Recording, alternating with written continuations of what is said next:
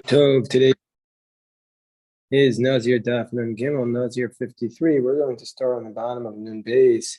On a Beis, 8 lines from the bottom, where Rami Bar Chama asked the following question. He says, Rova Atzamos min Shidro v'Lagolas mai. What will be the law if a Nazirite finds himself in the same house as a quarter kav of bones that come from the Shidra, the spine, or the Lagolas from the skull? And the way Tosfos explains the question very, very smoothly, do we say that when our Mishnah says that a half a kav of bones transmits the tumah, and a Nazir has to cut his hair, the Nazir is megaleach for half a kav of bones, that's where it comes from the other limbs, like, for example, from the majority of the rov minyan or rov binyan, from the majority of the frame or the majority of the numbers of bones. But when it comes from the spine or the skull, which are more severe, they're a stricter halacha because the life is dependent upon it, do we say that it's stricter, and therefore even a quarter kav of bones that comes from them, the Nazir has to be megaleach on them? So that's the question the Gemara is asking. So Gemara explains, Ki katani chatzi kav atzamos, hecha deika mishari varav. When we say that there's a half a kav of bones that makes the Nazir megaleach on them, that's where it comes from the other bones. Aval men shidra v'golgolas, when it comes from the spine or the skull, the chamiri, which are stricter, afilu rova atzamos, even a quarter kav of bones.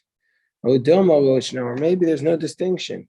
Maybe that you need a half a kav, even if to make the Nazir megaleach, even if it comes from the spine and the skull. So Amar Rava Tashma. Rava says, let's try and bring a proof from the Brisa, from the Mishnah, the fact that the Mishnah says, Hashidra v'Golgolas, that the Mishnah says the spine and the skull, that the Nazir ruins his Nazirus if he comes in contact with the spine and the skull if he's in the same house with them. So let's look at the way Tosfos explains the question. The Kataim b'Masnisin, the Nazir megalech aleim, that it says in our Mishnah that the Nazir is megalech, he cuts his hair for the spine or the skull, because salkadaitach, the leika shidra v'kolgolas, the leisbain rovat samos. And the assumption of the Mishnah, the assumption of the Gemara is that the Mishnah assumes that if there's a spine and the skull there, that for sure there's at least a quarter kav of bones. And if there wouldn't be a quarter kav of bones, he wouldn't be cutting his hair. And so then the Gemara is going to say, and if you be of the position that a quarter kav of bones that comes from the spine and the skull is stricter, it should have just said a quarter kav of bones. And the fact that it says a whole spine or skull, which is for sure greater than a quarter kav of bones, that proves that a quarter kav is not going to be make the Nazir megaleach. So it says shidra gagolas, which would imply only when they're whole, and so that's the Gemara's question. So we'll back to the Gemara. And if you want to say that a quarter kav of bones that comes from the spine and skull is stricter than the half kav of regular bones, and therefore you have to, or is as strict as that, and therefore the Nazir is megaleach, it should have just listed that category, a quarter kav that comes from the spine and the skull. And the fact that it doesn't list that, we see that the quarter kav of bones is not something that the Nazir is megaleach on. It has to be a complete spine and skull. So the Gemara says, wait 1 second. How could Rava, we're on the top of 53a, how could Rava be citing this Mishnah as a proof for the position? The assumption of Rava's question is that the spine and the skull always have a quarter kav of bones in it, and therefore from the fact that it doesn't list it, a quarter kav of bones, it means that they have to be whole, and not if they're a quarter kav, the Nazir is not megaleach. But it can be that Rava says that on the top of 53a. Now Rava Uda Amar, we have the statement of Rava, and when the Gemara and the commentaries explain, we don't know exactly where Rava said it. This was floating out there in the metaverse of the Talmud. There was a statement of Rava Rava said, that Rava said that the spine and the skull don't have a quarter cup of bones. So the reason why the Gemara couldn't have listed that is because, according to Rava, the reason why the Mishnah didn't list it is because the Mishnah doesn't assume that the spine and the skull have a quarter cup of bones. And so therefore it wouldn't be a strong question. So why was Rava asking the question from our Mishnah? Why is Rava asking the question from this statement when in fact he himself says something different? So the Gemara explains, Basar Deshamei mi Rabbi Akiva, that Rava asked this question. At first, Rava said, like his assumption, that you're not going to have a spine and a skull less than a quarter cup of bones. But then he heard from Rabbi Akiva differently. And so then fine, but we see that this is not a question to his answer. So the Gemara says, okay, we still need to answer this question. If you have a quarter cup of bones from the spine and the skull in the same house as the Nazir, is the Nazir have to cut his hair? So the Gemara says, let's bring a proof. Tashma, Shammai Omer, Etzem Echad Min Shidra Omen Gavoas. Shammai says, if there's one bone from the spine or the skull, that you have to cut the Nazir has to cut his head. And the Gemara's assumption is that Shammai, we see from here, even less than a quarter cup of bones, you have to cut your head according to Shammai. So therefore, doesn't that answer the question? The Gemara says, no. Shani Shammai de Machmir Tfei. Shammai is stricter because Shammai is different. Shammai is stricter. Shammai says even one bone from the Shidra, the Gogos, the Nazir has to be Megaleach. But everybody else could require more. Gemara says, yeah. Ho Rabbanan. So we see from here, Shammai is stricter. Well, that implies that the Rabbanan would say that you require Hadi Ika Chatzi Kavat Samos. So doesn't that imply that the Rabbanan would say, not like Shammai, and then they'll say that in order to cut your hair for a spine and skull, you need a half a cup of bones just like all the other limbs? Gemara says, no. Maybe they're not arguing to the extremes. Maybe the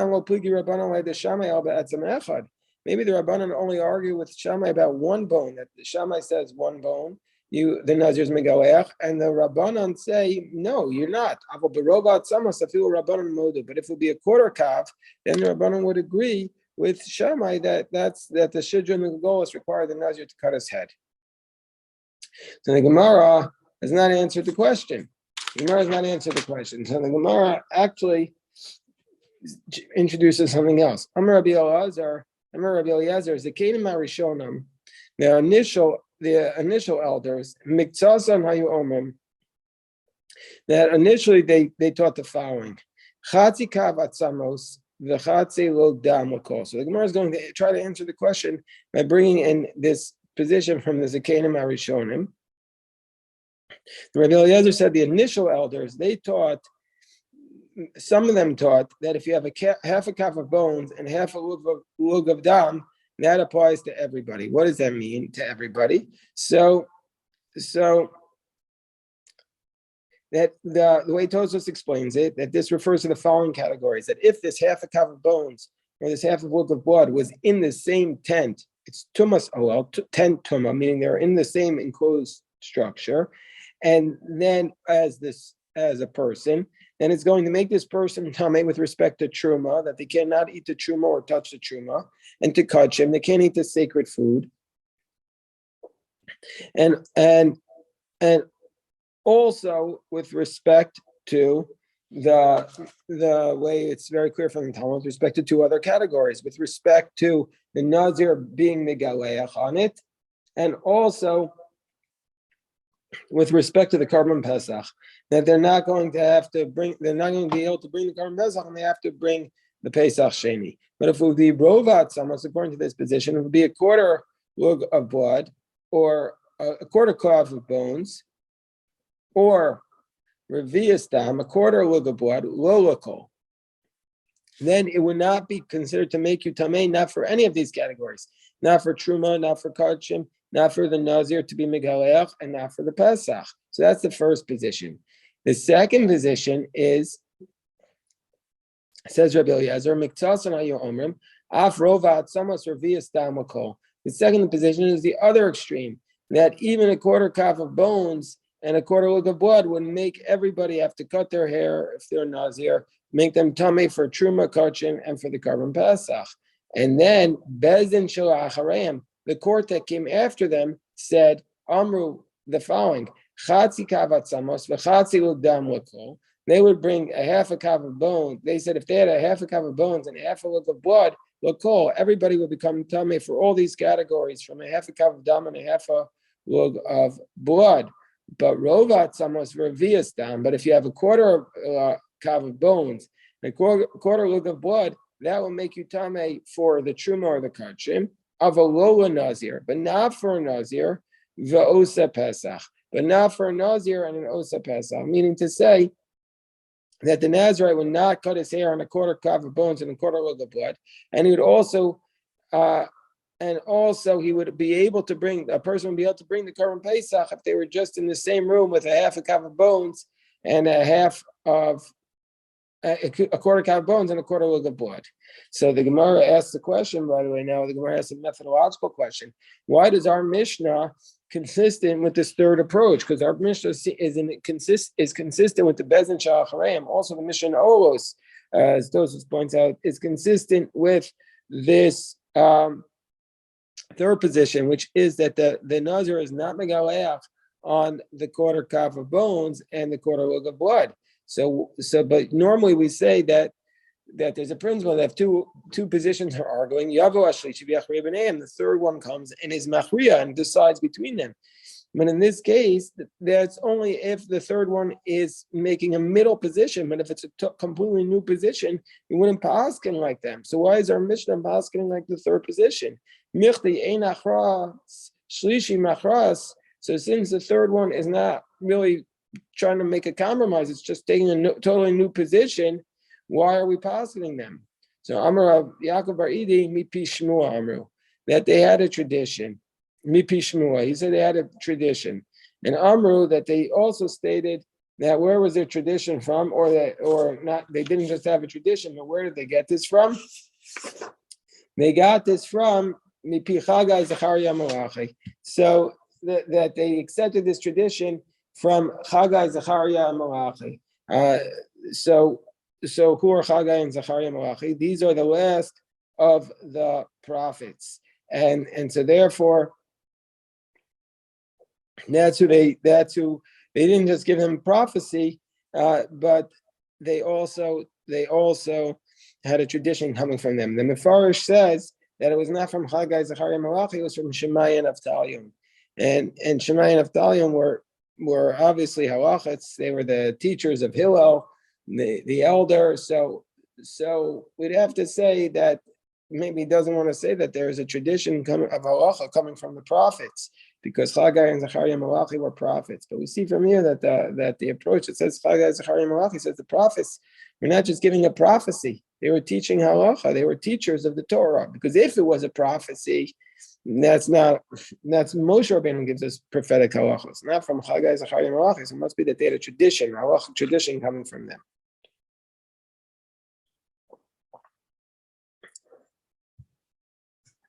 I'm going to read the Tosfos here also. Yesh mefarshim hachra shlishis. That when do we say the third position? Hainu talmidim. These are the students. Shebezdin achron hayu talmidim was the Kenim Arishonim. The later students, the later court were the students of the first ones. So the Gemara wants to know how could this work? How could they be paskening? And so it must be that they had a tradition to rely upon the halacha of the earlier generation of Chagai, Zachariah, and Malachi. So now the Mishnah says, the Mishnah said, for these things the Nazir is megalech. However, Nazir megalech. But the same phrase for these things the Nazir is megalech, then it also appears at the end of the Mishnah. So it says in the beginning of the Mishnah, for these things the Nazir is megalech, and also at the end. So the word elu is coming to exclude something. So the Gemara wants to know, what's it limiting? That for these things the Nazir cuts his hair, but he doesn't cut his hair. He doesn't cut his hair for a bone the size of a barley corn. For a bone the size of barley corn. In the ahilo, well, that he only cuts his hair if he touches or carries the bone the size of the barley corn, but not if he is in the same tent with it. What's the evan hasechuches? This is the a stone, the Mefarish says, that's placed on top of a dead body in the public domain. As we learned about this in Masechah Shabbos in Parakama Rabbi Akiva, that if the Nazir is sitting on it, even though it will make him tameh, if he's sitting on such a stone, which is above a dead body, he'll become tameh, but he doesn't cut his hair on it. Alternatively, Mefarish gives a second explanation. It's a stone that's hanging over a grave. Now we have a principle that that since it's stone, is not going to have to require his hair to cut his hair under those circumstances. So these are the two possibilities that the Mefarish says about an Evan Sechuchis. So, okay, most assume that it is more consistent with the second position of the Mefarish. Okay, now we go on. Al elu v'chatzi kavat samos, that if the Nazir is in a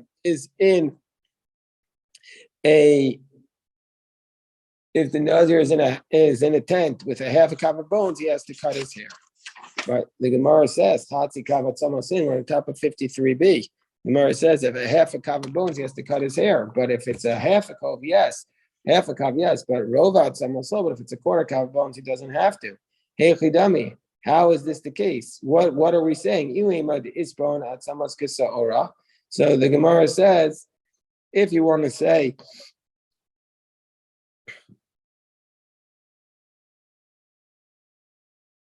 so the Gemara wants to know what's the scenario. If you want to say that there are bones the size of barley corn, so he should anyway have to cut his hair.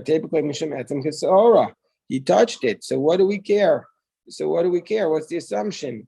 So the Gemara says, meaning to say, we learn anyway that Nazir has to cut his hair for touching bones the size of barley corn. And so therefore, for sure, if he touches a quarter kavat samos, he needs to cut his hair. So the Gemara asks, the Gemara says, it must be that we're talking about a case, our Mishnah is talking about a case where the bones were ground up fine and they don't have a bone the size of a barley corn. So therefore, our Mishnah says that if these atzamos have a size of a half a kav, the Nazir is cutting his hair over them. But if they only have a quarter kav, he's not going to cut his hair, even though he's mitame for them. Then we have the next case. If it is a limb from a dead person or a limb from a living person, if it has flesh, karoi, flesh enough that if it was still attached, it would regenerate its strength.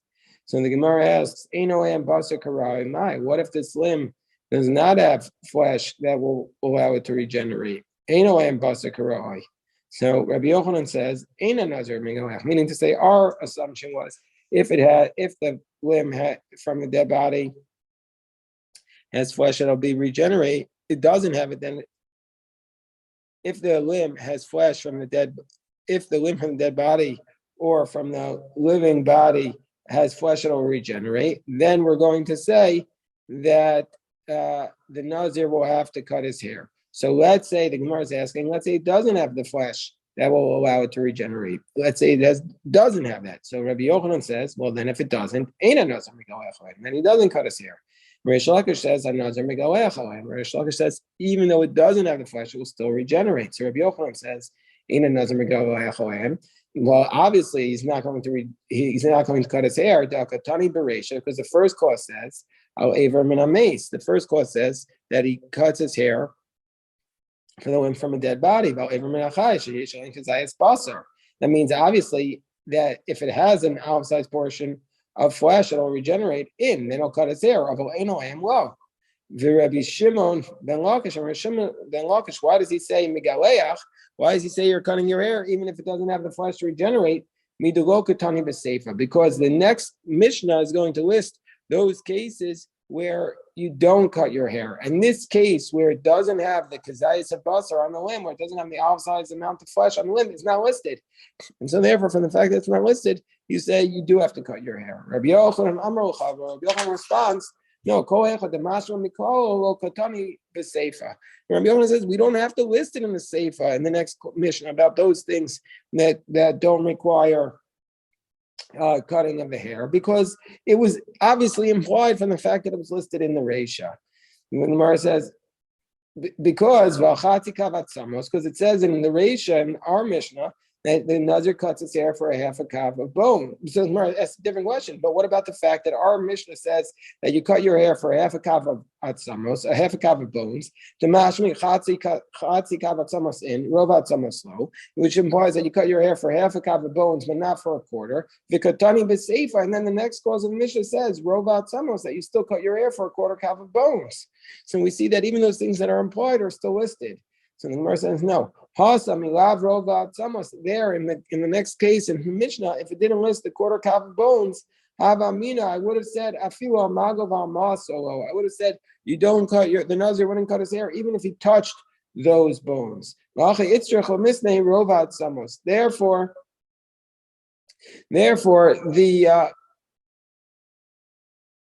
our Mishnah needs to say that he doesn't cut his hair if he has oil mace, if he's inside the tent with a quarter kav of bones. For being in the same tent with them, he doesn't cut his hair. But if he touched them, he would. So the Gemara says, but what about the next case? Our Mishnah said, but our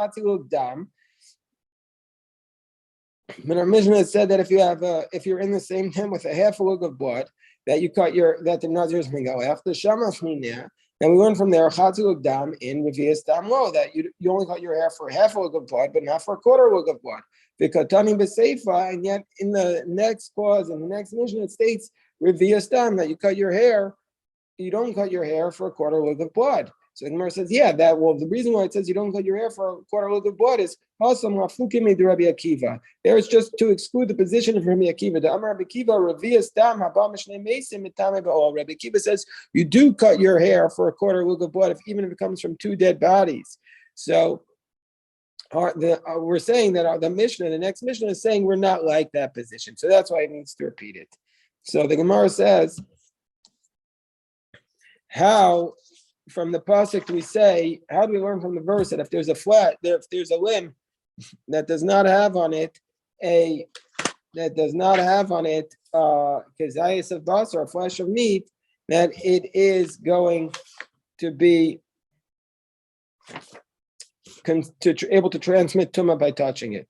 So therefore, the Gemara wants to know. So basically, how do we know that if there's a limb that does not even have a kazayis basar, or if it would have a kazayis basar on it, it would become tameh in a tent. But let's say it doesn't have. So our Gemara assumes that it's mitame by touching. So the Gemara wants to know what's the source for this. So in order to get to the source for that, Gemara is going to say, bring first two braisos that deal with the laws of tumah. One deals with the tumah of a tent, and the second deals with tumah of touching. The Tanya, we learned in the Braisa from Bamidbar chapter 19, verse 16. We read this last Shabbos, Parashas Bara. That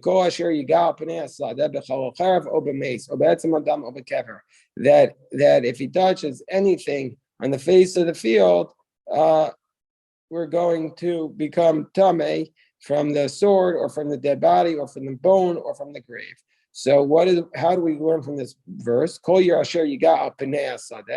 it says in the verse, anything he touches on the face of the field, this, since the verse could have just read, but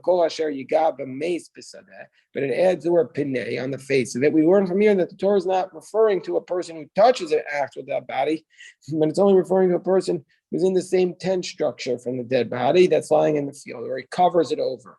And so we see from here that if somebody is mayo al mace, if he covers over the dead body, he's tameh, even though he doesn't touch it. That we learn out from the fact that it says al pinei asadeh.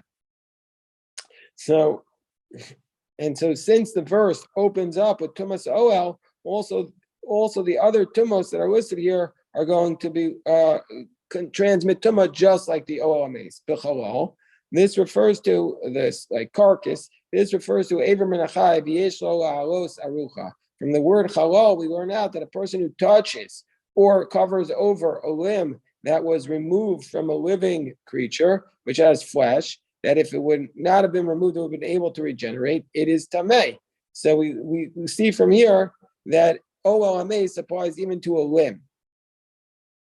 Charev, harezeh kechalal. So from the word charev, we learn that if there's a metal utensil that is touching the dead body, that metal utensil becomes like the dead body itself, with respect to the fact that it transmits the tumah for 7 days like a person who's OL. So if you're touching a sword, which is touching the dead body, then the person who's touching the sword, even though he doesn't touch the dead body, he's going to be tumas mace.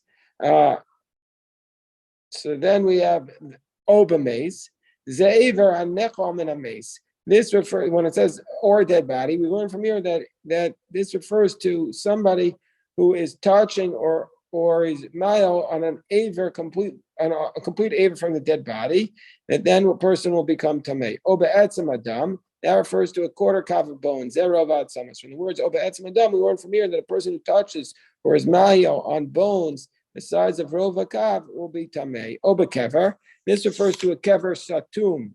In the word kever, we learn from here that if somebody touches or covers over a grave that was covered on all sides, he's tamei, even though he's just on the grave and not on the actual dead body. Amar Mar, because we learned on top of 54a, tuma pokas va'ola, bokas v'yoredes. That tuma, that it doesn't, even if it doesn't have above it a tefach, a space of a handbreadth, we're going to say it is bokas va'ola.